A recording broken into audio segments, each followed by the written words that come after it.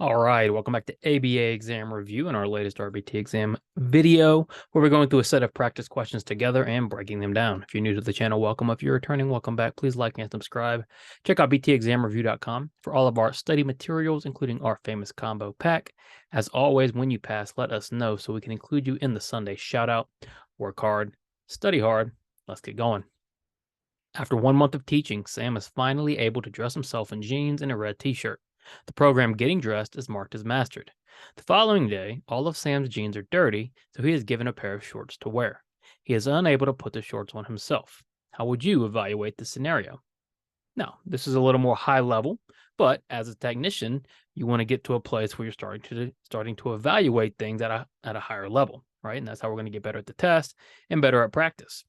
In this case, we have tried to teach Sam to dress himself, and we've taught him to dress himself in jeans and a red t-shirt, which is great.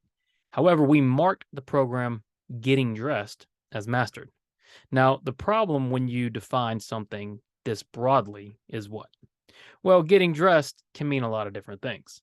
Is getting dressed just in jeans and a red t-shirt? Or is getting dressed wearing different articles of clothing independently? We really need more to understand, is it actually mastered? Because the next day, his jeans are dirty and he's given a pair of shorts to wear and he can't put the shorts on himself. And this happens all the time. One of the most basic examples is when we're teaching something like colors and we teach someone to identify a blue card, but then they go out into the natural environment and they can't identify anything blue. So what we're really saying here is we need to generalize. And if we're not generalizing, we're not really accomplishing what we set out to do.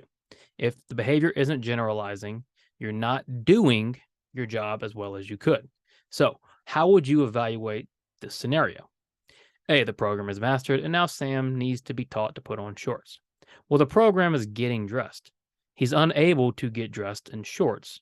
The program is not mastered, right? He does need to be taught to put on the shorts. It didn't generalize. The program is not mastered. B, Sam has failed to generalize the behavior, and the program should continue.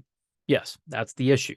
The behavior did not generalize, and we don't always have to explicitly teach behaviors for them to generalize, but if they don't at all, we can't say they're mastered.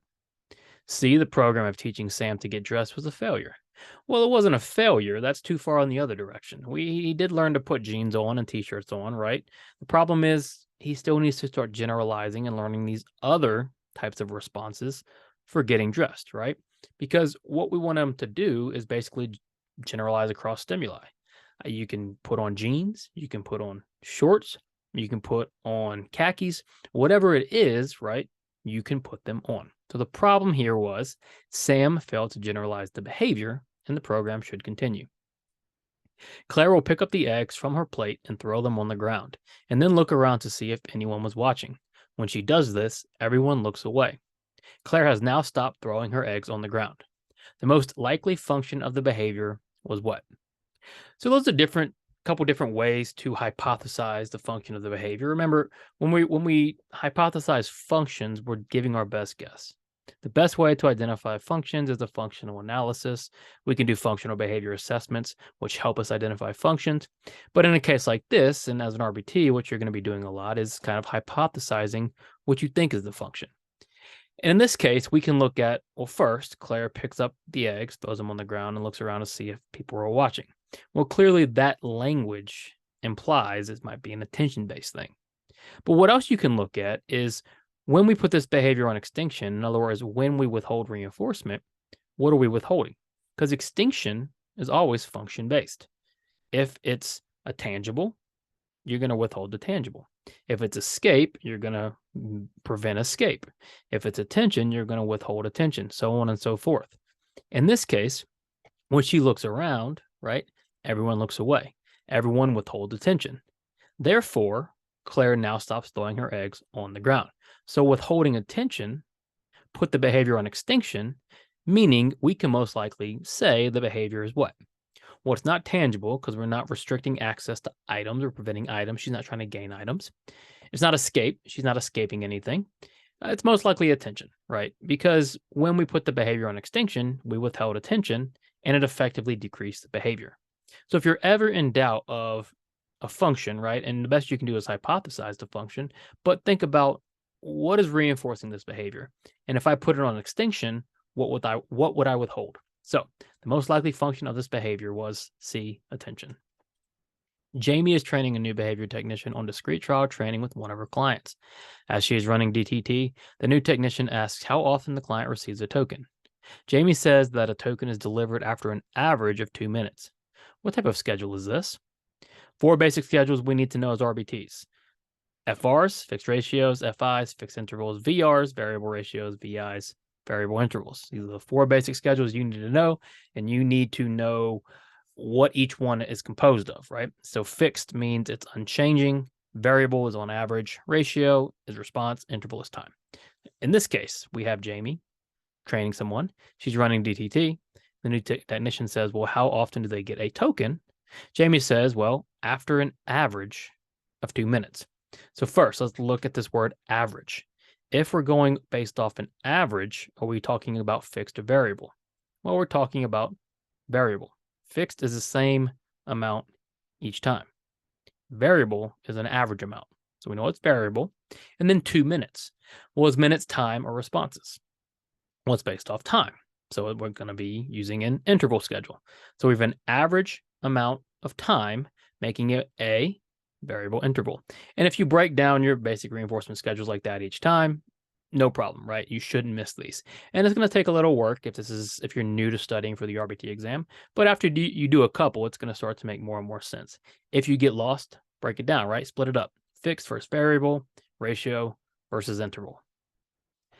Brian gets up from the table and asks if anyone needs something to drink. His friend says, I'll take a beer. Sam comes back with a margarita. If there was a beer and a margarita available to order at the bar, Sam has failed to do what? Kind of an abstract question here. We're looking at Sam's behavior, right? Brian actually got up from the table and asked if anyone needs something to drink. So the names are switched, but let's just pretend, right, Sam got up from the table, okay? So Sam gets up from the table and asks if anyone needs something to drink. His friend says, I'll take a beer. Sam comes back with a margarita. If there was a beer and a margarita available to order at the bar, Sam has failed to do what? Essentially, what this question is asking is, if you have 2 or more stimuli, and we need to choose or identify the difference between the stimuli, what are we doing? Well, we are discriminating, right? When we are discrimination training, we are teaching someone to identify or choose between different types of stimuli. What's the difference between discrimination training and differentiation and response differentiation? Differentiation involves the type of response. And that's the easiest way to remember stimulus discrimination, response differentiation. When we discriminate, we're telling the difference between different stimuli. When we differentiate, we're using different responses. Okay, and that's the easiest way to remember that. And as an RBT, you're mostly going to be dealing in discrimination training, especially when you work in DTT and fields of 3, right? When we lay out 3 different shapes and we teach someone to tell the difference between triangle, square, circle, that is discrimination training. When I teach someone the difference between a high five and a fist bump, that is differentiation. So even though the names are all screwed up, the idea behind this question is the person wanted a beer. Sam needed to order between a beer and a margarita. He failed to do that, right? He did not discriminate, and he did not choose the correct stimulus. So Sam has failed to do what? Will be discriminate. If you were asked to report the rate of speaking out of turn during a meeting at work, how would you report that? All right, a measurement question, but a different type of measurement question. This is asking you, how would you report the rate of something? Okay, and this is a specific way that you should write rate. And rate is what? Rate is frequency over time. In other words, it's frequency per time. So if you're looking for the rate, would you say 10 times at work? Well, no, because 10 times at work is just frequency. Rate needs a time component as well. What about 10% of the time? Well, rate is not, we're not looking for the percentage with rate. 10 times, again, 10 times is, again, just frequency. We need that time component as well. So D, 10 times per hour, is the most precise way to write rate, okay? If you're going to report rate, you want a frequency per time, 10 times per hour, 5 times per minute, 6 times per day, okay? If A was something like 10 times per workday, that's a lot better than 10 times at work, which there's no clear, distinct time, okay? How long is work? How long is the day? How long is your time? D is very clear. We have a frequency 10 times and a time hour, and then we 10 times per hour. That is the best way to report that. As long as you've known your client, you've known them to be cooperative and mild-mannered. Suddenly, today, they start hitting their head very hard with their hands. You've never seen this before. What should you do? This is always a difficult situation for technicians when new behaviors appear. As a general rule of thumb, when new behaviors appear, we want to stay calm, we want to protect the client, and we want to report it to our supervisors. Okay, we don't want to overreact to new behaviors. Overreacting to new behaviors can inadvertently reinforce them, which is what we don't want. So we know, in general, this client is cooperative and mild-mannered, and all of a sudden, they start hitting their head very hard with their hands. What do you do? A, keep the client safe. Absolutely. You've got to keep the client safe. This is a new, unusual behavior, possibly causing harm to the client. Our number one job is do no harm. So you have to keep them safe. What about B, continue implementing the behavior plan as told?